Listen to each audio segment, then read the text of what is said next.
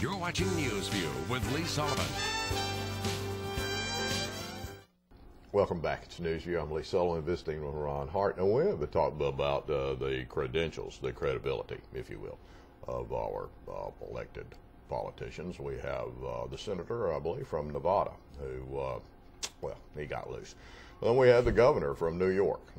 He got loose. But at least, I mean, at least that guy just was using prostitutes. Yeah. And they had ratings. Right. He's providing jobs for women, high-paying jobs for women in New York. That's how he viewed it. And so I look at these people, and I look at their life partner, if you will. I look at their wives, and I'm thinking to myself, how do these women handle the humiliation? Well, I don't care whether it's Hillary Clinton or Sanford's wife, or, I mean, how do they do that? Well, maybe they handle it because the template that Hillary Clinton set by going on 60 Minutes and standing by her man, quote unquote, like Right. she said, it panned out for her. So maybe if you look at any template, and there aren't many templates for this, thank goodness, but I think the people appreciate people's standing by someone they've had a relationship for a long time. So, but the Spitzer wife, when she got up there, I mean, that was pretty tough. I mean, she looked really tough. And clearly Sanford's wife did not do that. I think if they stand up there, and they do have to stand up in the press conference, they'll be able to wear "I'm with stupid" T-shirt, something Right. like that. But, you know, it's a humiliating thing, and it's a tough situation. You also have Bittner. You had Larry Craig, the little bathroom enthusiast. Well, yeah. And Mark Foley down here in Florida. Right. Yeah, Yeah, they're all Mark, he getting it got done. loose. McGreevy up in North. McGreevy. I see. Now, I mean, He's how getting it tough is done. that for his wife to stand up there? Because he doesn't even particularly care for women. I probably don't care for him at all. He likes, dressing her and loves her shoes and stuff. But there had to be some sign at some point. I don't know. I don't know how you can carry on like we that. had a shoe issue here at Did we? one time. Yes, I remember believe. that one. Well, it was a sordid story, but at least it involved a politician, and They usually do. We get more sordid stories with politicians than almost anything. I mean, do you think politicians clearly are totally competitive with actors, entertainers, the Hollywood crowd? I was interchangeable. briefly in D.C. It was at Georgetown, and I worked there for Bill Brock, the U.S. Trade Representative, and they used to always say that Washington, D.C. is Hollywood for ugly people. It's the only place you can go and be known if you're not particularly attractive and compelling, and you're powerful. You're in charge of committees, and Barney Frank's giving away billions, and you're a big deal. And there was a great line clearly in the Watergate hearings. There was a kid named Jeb Stuart Magruder. Great. I mean, I told you this. Jeb Stuart Magruder is called before Senator Sam Erving in the Watergate hearings. Those big eyebrows, remember Senator Sam? sir. And Senator Sam says to Jeb Stuart Magruder, he said, "How did a good Southern boy like you get caught up in those Watergate thing?" And Jeb Stuart, without missing a beat, said, "Sir, it began with reserved parking space." And that's the way it is in D.C. My daughter's interning for Senator Saxby Chambliss right now, and she loves it because it's big buildings, big parties, lobbyist money. It massages your ego. It's fun. It's captivating, and they like it, and they get caught up in it. When we come back, I want to visit with you just a little bit about the most patent, simple answer could be, possibly, term limits, but nothing's ever as simple as it Right. seems. Ron Hart, we'll be right back. You're watching Newsview with Lee Sullivan. Fugitives don't have a home. Well, it's Newsview. I'm Lee Sullivan, visiting with Ron Hart. We're talking about, we've been talking about politicians and the things that go on, and how unacceptable those things are, and the concern that we have.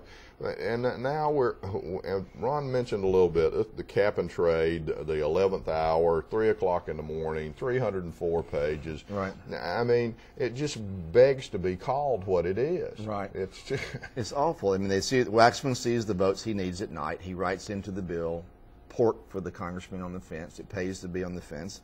Whoever they are, they need to be outed, they need to be told about, and they need to be defeated in the next election. They're willing to mortgage our country over a catfish museum or something odd in their district.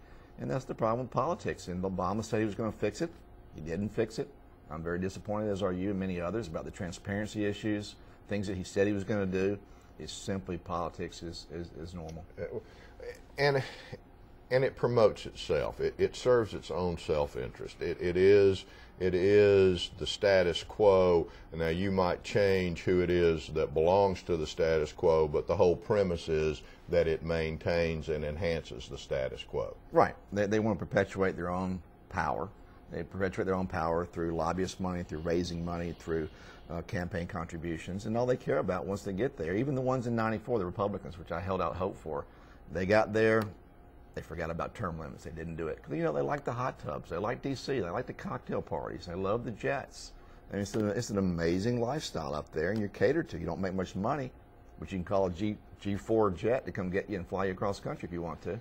And it's amazing. You know, I have talked about term limits, and I don't know that that's the answer, but I think it would make me feel better if I just had maybe just a new group of scum-sucking criminal pieces of crap in there. I saw a bumper sticker one time that says we need to change our politicians like we change diapers, and for the same reason. Really? Yeah, for the same reason. So, yeah, there's a tendency to throw them out. And I think Obama knows that they'll lose seats in the midterm election. He's trying to get as much junk as he can put through right now, quickly, breathlessly.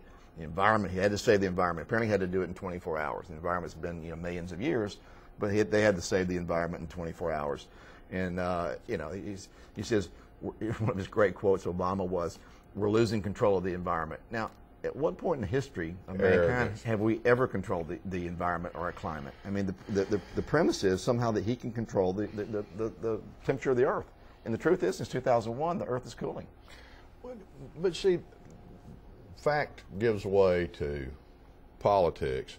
At the end of the day, it's not what we do, it's what we say. It is about our own arrogance that we would even begin to believe that we were in charge of nature. Sure.